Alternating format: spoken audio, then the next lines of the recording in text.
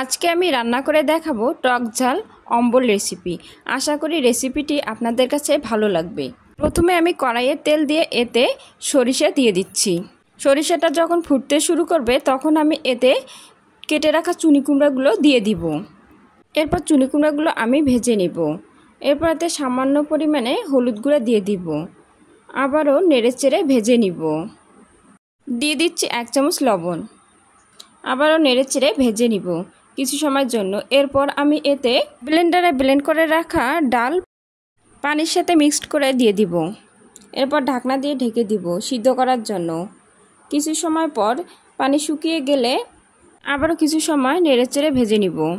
টকটা অবশ্যই শেষে দিতে হবে, টক আগে দিলে চুনি কুমড়া আর সিদ্ধ হবে না। এরপর আমি পানি দিয়ে দিব। অম্বলটা টক করার জন্য এতে আমি তেঁতুল দিয়ে দিচ্ছি। এরপর ভেজে রাখা বড়াগুলো ছেড়ে দিব। এরপর হয়ে গেলে নামিয়ে নিব। আশা করি অম্বল রেসিপিটি সবার কাছে ভালো লাগবে।